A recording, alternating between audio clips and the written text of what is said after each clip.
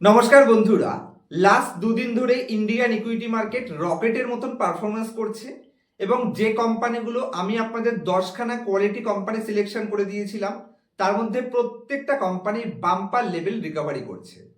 যেটা আমি আপনাদের বারবার বোঝাই যে মার্কেট যখন এরকম বাম্পার পারফরমেন্স করছে সে সময় অন্ততপক্ষে শেয়ার কেনা থেকে বিরত থাকার জন্য, কারণ সেক্ষেত্রে টপে এন্ট্রি হয়ে যাওয়ার চান্স অনেক বেশি থাকে এবং মার্কেট কারেকশনে হয়তো আপনারা মার্কেটের উল্টো ফাঁদে পড়তে পারেন।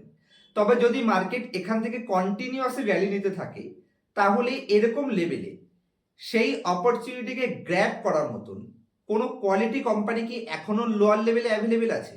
আজকের ভিডিওতে আমি আপনার সাথে এরকমই একটা হাই কোয়ালিটি কোম্পানি ডিসকাস করব, যে কোম্পানি লাস্ট 40 বছর ধরে নিজের ইন্ডাস্ট্রিতে গ্রেট পজিশনে রয়েছে এবং তার সাথে সাথে প্যান্ডেমিকের পর থেকে কোম্পানি এপিআই বিজনেস সেগমেন্টেও নিজের এক্সপোজারকে কন্টিনিউয়াসলি ইনক্রিজ করছে।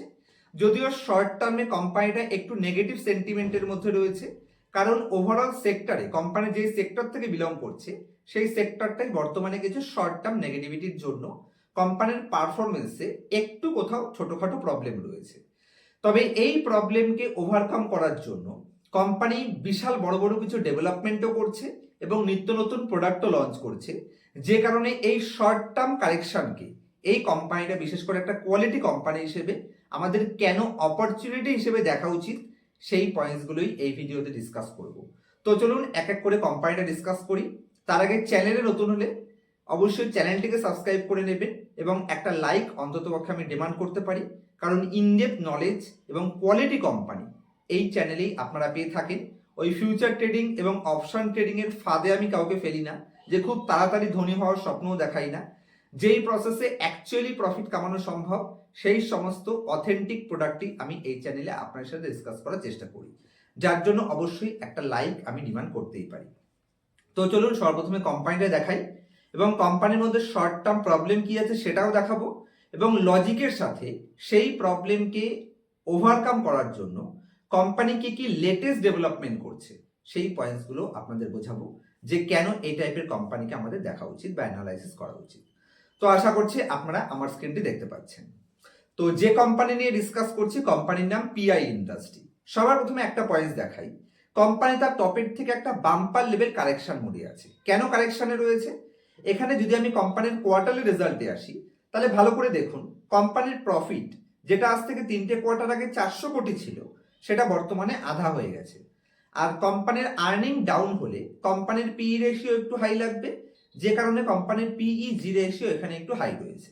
অবশ্যই কোম্পানি থেকে শর্ট টার্ম প্রবলেম চলছে, কিন্তু এই প্রবলেম থেকে কেন কোম্পানিটা নিয়ার ফিউচারে বেরিয়ে আসতে পারে চলুন সেই পয়েন্টসটা দেখাই, তারপর আবার কোম্পানির ফান্ডামেন্টালে আমি আপনাদের ফেরত নিয়ে আসবো। তো এখানে যদি আমি কোম্পানির কমেন্ট্রিতে আসি, ম্যানেজমেন্ট কমেন্ট্রি মানে ম্যানেজমেন্ট কোন কোন পয়েন্টসগুলো ডিসকাস করছে যে নিয়ার ফিউচারে কেন এই কোম্পানিটা আবার তাদের হায়ার লেভেল টপ লাইন এবং বটম লাইনকে মেনটেন করতে পারে। তো সবার প্রথম পয়েন্টসে যদি আমি আসি, কোম্পানির ম্যানেজমেন্ট টিমের গাইডেন্স কি রয়েছে বা ম্যানেজমেন্ট কমেন্টসে কি রয়েছে, যে বর্তমানে কোম্পানিতে গ্রোথ কিছুটা কম রয়েছে কিন্তু ফিউচারের জন্য কি কাজ করছে। কোম্পানি এখানে 5খানা নিউ মলিকিউল লঞ্চ করছে, লঞ্চের প্ল্যানিং করছে, যেটা FY27-এ কোম্পানি এটাকে একটা গ্রোথ অ্যাক্সেলারেটে হেল্প করতে পারে। তো 5টা নতুন মলিকিউল যখন লঞ্চ করছে তো অবশ্যই সেখান থেকে ভবিষ্যতে রেভিনিউ আসবে, প্রফিট আসবে, এটা কোম্পানিকে আবার আগের লেভেলে নিয়ে যেতে হেল্প করবে। এবং তার সাথে যদি আমি সেকেন্ড পয়েন্টসে আসি, এখানে বর্তমানে কোম্পানি যদি আপনি ক্যাপেক্স রিলেটেড পয়েন্টসে আসেন তাহলে কোম্পানি তাদের ক্যাপেক্সকে বাড়িয়ে 11,508 মিলিয়ন করছে, যেটা কোম্পানি অ্যাকচুয়ালি ইনভেস্টমেন্টের নতুন ইনভেস্টমেন্টের প্ল্যানিং করছে বলে আপনারা ধরতে পারেন, কারণ ক্যাপেক্স মানে হচ্ছে কোম্পানির ফিউচারের জন্য নিজেকে প্রস্তুত করা বা বর্তমানে ইনভেস্টমেন্ট। আর এই 11,508 মিলিয়ন যে কোম্পানি তাদের ক্যাপেক্সকে বাড়িয়ে এই লেভেলে নিয়ে এসছে, যেটার জন্য নিয়ার ফিউচারে কোম্পানি বেনিফিট পাবে, যেটা ব্যালেন্স শিটেও আমি একটু পরে দেখাবো আপনার সাথে।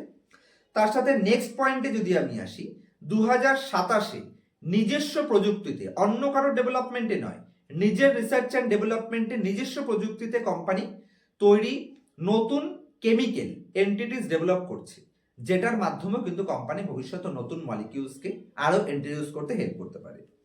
নেক্সট পয়েন্টে যদি আমি আসি, এই পয়েন্টসটা দেখুন, এখানে কোম্পানির বিজনেস আপডেট। দেখুন বিজনেস আপডেটের মধ্যে বর্তমানে যদি আপনি দেখেন তাহলে রেভিনিউ কোম্পানি এখানে ডিক্লাইন রয়েছে, negative sign. Net profit decline রয়েছে, নেগেটিভ সাইন। এবিটা তো ডিক্লাইন হবেই, কারণ নেট প্রফিট ডাউনে যাচ্ছে। আর যদি আমি কোম্পানির এখানে একটা পজিটিভ পয়েন্টসে আসি, বিজনেস আপডেটস এর মধ্যে একদম লাস্ট পয়েন্টের উপর ফোকাস করুন।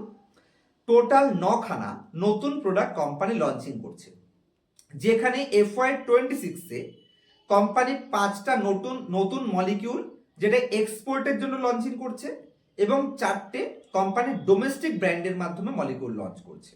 তো কোম্পানি কেন নিয়ার ফিউচারে আবার আগের পজিশনে যেতে পারে, আশা করছি সেই পয়েন্টস আমি আপনাদের বোঝাতে পারলাম। চলুন এবার কোম্পানির ফিনান্সিয়াল স্টেটমেন্টটা বোঝাই, কারণ ফিনান্সিয়াল স্টেটমেন্টে কিছু নেগেটিভ সাইন রয়েছে আর বেশ কিছু পজিটিভ সাইনও রয়েছে। সবার প্রথম পজিটিভ দিয়েই শুরু করি।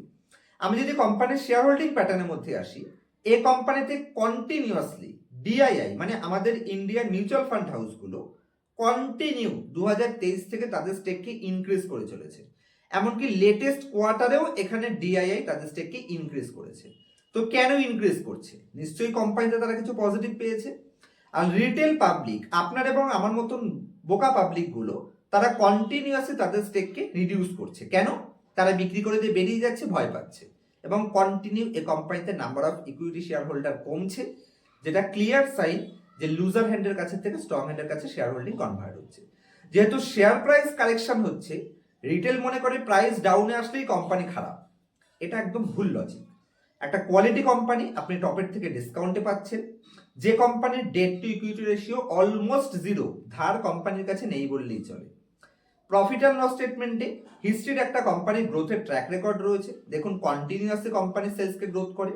বর্তমানে কিছু শর্ট টার্ম প্রবলেমের জন্য 2 বছর ধরে গ্রোথটা একটু আটকে আছে, তবে ফিউচারের জন্য কোম্পানি কিন্তু নিজেকে প্রস্তুত করছে। বটম লাইনেও একই সাইন, কন্টিনিউয়াসলি কোম্পানি অতীতের ট্র্যাক রেকর্ড মেইনটেইন করেছে, তো ফিউচারে একটু টাইম দিলে কোম্পানি ভালো করতে পারে। প্রাইস হিসেবে সিএজিআর রিটার্নে 28% নেগেটিভ রিটার্নে কোম্পানি রয়েছে। ব্যালেন্স শিটে যদি আমি আসি, তাহলে ভালো করে দেখুন। যদি আপনি কোম্পানির ফিক্সড অ্যাসেটের উপর ফোকাস করেন, 2-3 বছরে কোম্পানি কন্টিনিউয়াসলি তাদের ফিক্সড অ্যাসেটকে গ্রোথ করছে, এবং কোম্পানির সিডাব্লিউআইপি এখানে 755 কোটি, কিন্তু এবছরও মার্চ 2026-এও কোম্পানির 755 কোটি সিডাব্লিউআইপি রয়েছে। সিডাব্লিউআইপির মানে কি? সিডাব্লিউআইপির মানে হচ্ছে ক্যাপিটাল ওয়ার্ক ইন প্রোগ্রেস, যেটা ফিউচারের জন্য আজকে ক্যাপিটাল এক্সপেন্ডিচার করছি, আজকের ক্যাপিটাল এক্সপেন্ডিচারের জন্যই কিন্তু ফিউচারের রেভিনিউ বাড়ার স্কোপ রয়েছে। তো এটা পজিটিভ সাইন। এবং আদার্স কোম্পানির জন্য যেটা নেগেটিভ সাইন, এই কোম্পানিতে আমি যেহেতু খুব ভালো করে বিজনেসটা জানি, একটা পয়েন্টস দেখাই। কোম্পানির এখানে ইনভেন্টরিজ কত রয়েছে? 1200 কোটি। তো এই 1200 কোটির ইনভেন্টরিজ, যেটা নিয়ার ফিউচারে কোম্পানির বিজনেস যখনই একটু ডিমান্ড আসবে, এখান থেকে একটা ভালো প্রফিটের স্কোপ রয়েছে। ট্রেড রিসিভেবলস কোম্পানির জন্য অ্যাকচুয়ালি নেগেটিভ সাইন, মানে 1600 কোটি কোম্পানির এখনো বর্তমানে রিসিভেবলস রয়েছে। কিন্তু ভালো করে বুঝবেন, যে কোম্পানিটা লাস্ট 4টে ডিকেডস ধরে 40 বছর ধরে নিজের ইন্ডাস্ট্রিতে 1 নম্বর পজিশন মেনটেন করেছে, সে কোম্পানিটার এই ট্রেড রিসিভেবলস নিশ্চয়ই নিয়ার ফিউচার রিসিভ হবে, এটা আমরা ডাউট ক্লিয়ার করতে পারি।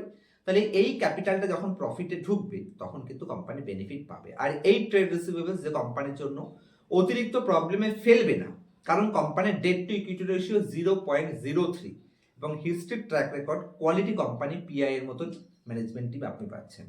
তো অবশ্যই আমার মনে হয় এটাকে নেগেটিভ হিসেবে নেওয়া উচিত নয়। আর বাদ বাকি কোম্পানিতে সমস্ত কিছু পজিটিভ রয়েছে। কেন আমরা পিআই ইন্ডাস্ট্রিকে দেখতে পারি? সবার প্রথমে বর্তমানে লাস্ট 1-1.5 বছরে বা 2 বছরে শর্ট টার্ম খারাপ প্রবলেম, ইন্ডাস্ট্রির ডাউন ট্রেন্ড এবং শর্ট টার্ম নেগেটিভিটির জন্য শেয়ার প্রাইস কারেকশন হয়েছে। কিন্তু কোম্পানি এই যে শর্ট টার্ম যে কোম্পানির রেভিনিউতে কারেকশনটা হয়েছে বা বটম লাইনে কারেকশনটা হয়েছে, সেটার জন্য কিন্তু নিত্য নতুন প্রোডাক্ট লঞ্চ করছে, কোম্পানি ক্যাপেক্সও করছে। তো ফিউচারের জন্য কোম্পানি যখন প্রস্তুত করছে নিজেকে, তাহলে এই টাইপের কোম্পানি তো ডাউন প্রাইসে পারচেস করাটা বেটার না? তো সেই হিসেবে আমি মনে করছি, যদিও কোনো ধরনের রিকমেন্ডেশন হিসেবে নেবেন না, নিজের অ্যানালাইসিস নিজে করবেন, আপনার ফিনান্সিয়াল অ্যাডভাইজারকে দিয়ে অ্যানালাইসিস করিয়ে তারপরে কিন্তু কোনো কোম্পানিতে এন্ট্রি অথবা এক্সিট করবেন। আমার তরফ থেকে আমি জাস্ট অ্যানালাইসিসটা আপনার জন্য প্রেজেন্ট করছি। তো সেই হিসেবে আমার মতে এই কোম্পানিটা আপনারা চেক আউট করতে পারেন। আর যদি কোনো ডাউট থাকে আপনারা কমেন্ট সেকশনে দিতে পারেন। আর এই মার্কেট কন্ডিশনে কোথা থেকে কোয়ালিটি কোম্পানি নিজে খুঁজে বের করবেন? কোনো কোম্পানি তাদের প্রফিট অ্যান্ড লস স্টেটমেন্টকে ম্যানিপুলেশন করে বা ম্যানেজ করে কোম্পানির লোয়ার পি দেখাচ্ছে কিনা, মানে ভ্যালুয়েশন ম্যানেজ করছে কিনা, অ্যাক্রুয়াল আর্নিং চুরি করছে কিনা, কোন মার্কেট কন্ডিশনে কোন টাইপের কোম্পানি পারচেস করা উচিত, তাদের ভ্যালুয়েশন কি করে অ্যানালাইসিস করবেন, সেই সমস্ত পয়েন্টস আমি পার্সোনাল ক্লাসে শিখিয়ে থাকি।